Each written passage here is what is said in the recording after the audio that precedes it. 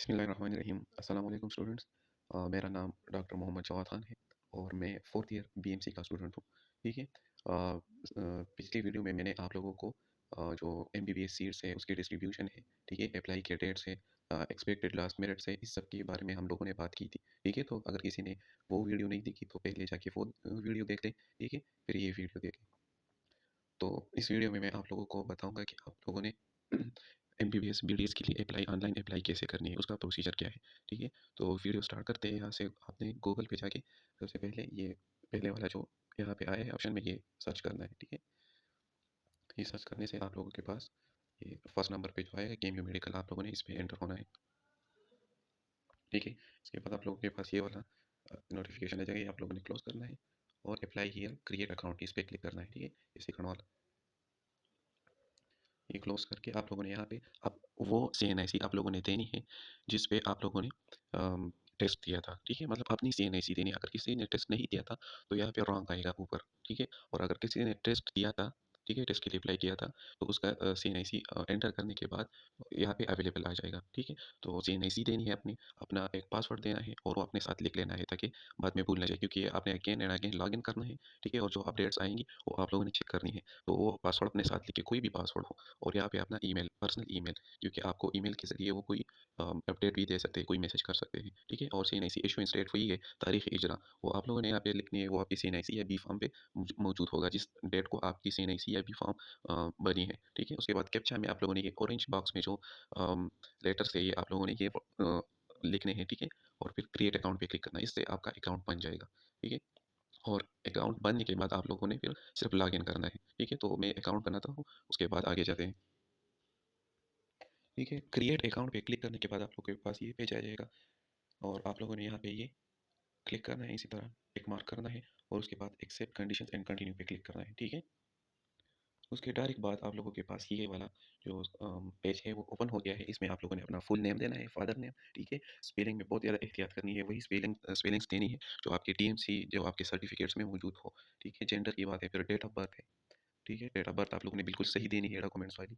ठीक है, are you disable, ये उन स्टूडेंट्स के लिए है जो परमानेंटली माजूर हो। ठीक है, तो अगर परमानेंटली कोई माजूर हो तो यहाँ येस कर दे, तो फिर वो उन सीट्स के लिए, जो माजूर वाले सीट्स है उनके लिए एलिजिबल हो जाएगा। ठीक है, फिर उनका अपना एक डेट पे उनका एक टेस्ट होता है, मतलब वो चेक करते हैं कि ये परमानेंटली माजूर है या नहीं है। ठीक है, तो और उसके बाद हिफ्ज़ कुरान, ये मैंने पहले भी आप लोगों से कहा था कि ये इनका एक मिस्टेक है। ठीक है, एक एरर है साइड पे, ये लोग करेक्ट कर लेंगे। ठीक है, ये हटा लेंगे। हाफिज़ कुरान के मार्क्स इस साल अकाउंट नहीं होंगे। ठीक है, उसके बाद नेशनलिटी है, नेशनलिटी में आपने पाकिस्तान ये सेलेक्ट करना है। डोमिसाइल है, डोमिसाइल में आप लोगों ने एहतियात करनी है, जो फाटा के स्टूडेंट्स है वो फाटा का डोमिसाइल अपने लिए सेलेक्ट कर ले, बाकी जो डिस्ट्रिक्ट है वो अपना सही डिस्ट्रिक्ट सेलेक्ट कर ले। ठीक है, मैं ये सेलेक्ट करता हूँ। ठीक है, डोमिसाइल नंबर है, डोमिसाइल पे अपना नंबर लिखा होता है। ठीक है, तो आप लोगों ने यहाँ पे लिखना है, डोमिसाइल के बिल्कुल टॉप पे लिखा होता है एक नंबर, एक सीरियल नंबर होता है, वो आप लोगों ने यहाँ पे एंटर करना है। ठीक है, इसके बाद डोमिसाइल डेट ऑफ इशुएंस, मतलब किस डेट को आपका डोमिसाइल आपको इशू हुआ था। ठीक है, किस डेट को ये बना था, तो वो डोमिसाइल पे लिखा होता है। रिलीजन सेलेक्ट करना है, क्योंकि इसमें ऐसे सीट्स पे है जो माइनॉरिटीज़ के लिए है, जो नॉन मुस्लिम्स के लिए है। ठीक है, अपने मुस्लिम सेलेक्ट करना है।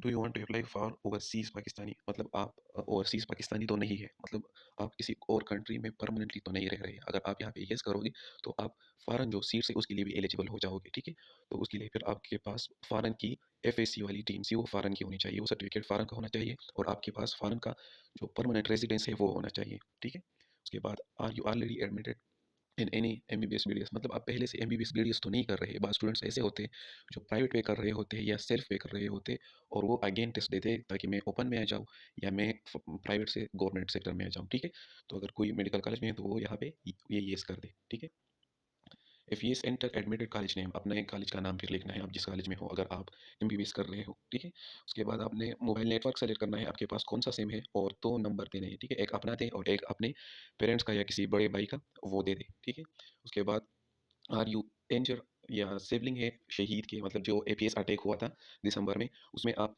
जो शहीद हुए थे उसका भाई है, उसकी बहन है, या आप खुद उसमें कोई जख्मी हुई थे, मतलब आप एपीएस विक्टिम है। ठीक है, तो उनके लिए भी केएमसी में फ्यू सीट्स है। ठीक है, तो अगर आप येस करते हैं यहाँ पे तो आप उसके लिए एलिजिबल हो जाते हैं। ठीक है, उसके बाद आपने पोस्टल एड्रेस लिखना है, और पोस्टल एड्रेस वो होता है जो सीएनआईसी के बैग पे लिखा गया होता है। ठीक है, तो सीएनआईसी के बैग पे जो एड्रेस हो आप लोगों ने वो यहाँ पे लिखना है। उसके बाद सेव एंड नेक्स्ट पे क्लिक करना है। उसके बाद आप लोगों के पास ये पेज ओपन हो जाएगा, ठीक है। इसमें आपने अपनी पिक्चर अपलोड करनी है, ठीक है। उसका फॉर्मेट क्या है जेपीजी और ये सब ये होना चाहिए, मतलब पीडीएफ में नहीं होना चाहिए वो। और उसका जो साइज़ है वो 512 केबी से कम होना चाहिए, ठीक है।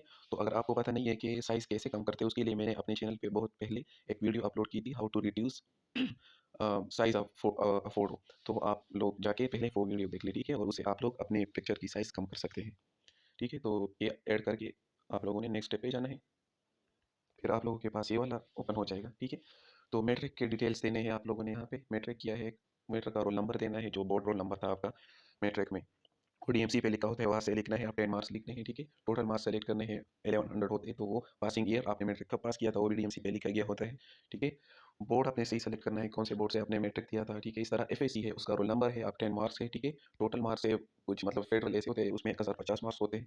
तो आपने यहाँ पे टोटल मार्क्स सेलेक्ट करना है, पासिंग ईयर आप लोगों ने सेलेक्ट करना है, ठीक है। और बोर्ड सेलेक्ट करना है, ये भी हो गया। ये लास्ट स्टेप जो है, इस बारे में स्टूडेंट ज़्यादा पूछ रहे हैं कि इस साल ये अगेन क्यों इलेक्टिव्स की बात कर रहे हैं, मतलब फिजिक्स केमिस्ट्री और ये बायो की मार्क्स मार्क्स क्यों मांग रहे हैं। तो ये भी इनके साइड का एक एरर है, ठीक है। क्योंकि यूएचएस नम्स वालों ने फुल मार्क्स काउंट किए, तो ये लोग भी फुल मार्क्स मार्क्स की काउंट करेंगे, इलेक्टिव काउंट नहीं करेंगे। लेकिन ये आप लोग छोड़ नहीं सकते, तो इसलिए इसमें अपने फर्स्ट ईयर सेकंड ईयर की जो बायोलॉजी मार्क्स है, केमिस्ट्री और फिजिक्स मार्क्स है, वो लिख लें। फॉर एग्जांपल 200 में किसी स्टूडेंट की बायोलॉजी में 170 है, तो यहाँ पे वो 170 लिखेगा, ठीक है। इसी तरह केमिस्ट्री की भी और इसी तरह फिजिक्स की भी, ठीक है।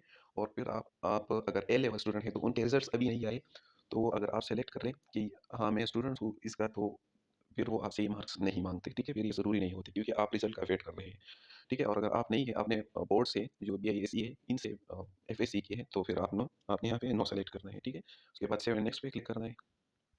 इसके बाद आपसे टेस्ट के बारे में पूछते हैं, ठीक है? टेस्ट ईयर आपने कौन से ईयर में दिया था, तो इसमें सिर्फ 2023 है, ठीक है? क्योंकि पिछले साल वाला जो टेस्ट था, वो इस साल यूज़ नहीं कर सके। लेकिन अगर आप अगले साल फिर एडमिशन करोगे, तो आप इस साल वाले मार्क्स जो एमडी कैट के मार्क्स है, वो आप लोग यूज़ कर सकते हैं, ठीक है? और ये जो ये वाला स्टेप है, ये खुद भी अपडेट हो जाता है, ठीक है? आपने जो पहले इन्फॉर्मेशन दी हो, तो उसी के साथ ये भी अपडेट हो जाता है, सब कुछ यहाँ पे फिल होता है, ठीक है? तो आपने वो सिर्फ चेक करना है कि वो सही है या नहीं। अगर सही ना हो, तो यहाँ से एडिट कर लें, अगर सही हो, तो फिर सेव एंड नेक्स्ट पे क्लिक करें। ठीक है, उसके बाद आप लोगों के पास फिर ये वाला स्टेप आ जाता है कि आप लोग ने अ, किस चीज़ पे आप लोगों ने अप्लाई करनी है, ओपन मेरिट पे करनी है, बैकवर्ड एरिया, सेल्फ फाइनेंस, ये सब कुछ आ जाता है। तो मैं ओपन मेरिट के लिए जाता हूँ, ओपन मेरिट एमबीबीएस, ठीक है। यहाँ पे आप लोगों ने बहुत ज़्यादा एहतियात करना है, ठीक है। इसमें आप लोगों ने बहुत एहतियात करना है कि ये जो मेरी प्रायोरिटी है वो मैं सही सेलेक्ट कर लूँ, ठीक है। तो प्रायोरिटी आप लोगों ने यहाँ पे देनी है, मतलब अगर आप सबसे पहले जो फर्स्ट प्रायोरिटी पे आपका कॉलेज केएमसी है, तो आप यहाँ पे 1 लिख लें, ठीक है। उसके बाद जो कॉलेज है अयूब, अगर आप वो वहाँ बिल्कुल भी नहीं जाना चाहते, आपका एडमिशन हो भी जाए तो आप नहीं जाना चाहते, तो आप 0 सेलेक्ट कर लें यहाँ पे, ठीक है। तो और दूसरी बात आप लोग यहाँ पे देख सकते हैं कि जो 10 मेडिकल कॉलेजेस है केपीके की, उसके बाद जो रेसिप्रोकल सीट्स की मैंने बात की थी, वो कॉलेजेस भी आ गए हैं, ठीक है। तो आपने इसको भी सही से प्रायोरिटी देनी है। प्रायोरिटी का मतलब ये होता है, अगर आपने ऐसा कॉलेज जो बहुत लो मेरिट का हो, वो फर्स्ट प्रायोरिटी पे लिख दिया, ठीक है। और ऐसा कॉलेज है जो आपने जो हाई मेरिट का है, ठीक है, लेकिन उसमें आपका हो रहा है, लेकिन उसकी प्रायोरिटी आपने नीचे दी है, ठीक है, उस लो से, ठीक है। तो इसमें आप लोगों ने ये प्रायोरिटी बिल्कुल सही देनी है, ठीक है। और अगर मेरिट की बात की जाए, ठीक है, मेरिट की बात की जाए तो इन्होंने जो ये सीक्वेंस दिया है ये बिल्कुल सही है, ठीक है। सबसे ज़्यादा मेरिट केएमसी का होता है, उसके बाद अयूब होता है, केजीएमसी होता है, फिर उसके बाद सेदू होते हैं। ये सारे जो इन्होंने ये कॉलेजेस दिए हैं, ठीक है, ये मेरिट वाइज बिल्कुल ठीक है, ठीक है। हाई सेलो की तरफ ये बिल्कुल सही दिए हैं इन्होंने। ये रेसिप्रोकल की मतलब उनकी बात अलग है, वो डिपेंड करता है कि उसमें कौन से स्टूडेंट्स जाना चाहते हैं, मगर मतलब ऐसा कोई स्टूडेंट भी होगा जो केपीके के सारे कॉलेजेस छोड़ के कश्मीर जाना चाहता हूँ, ठीक है।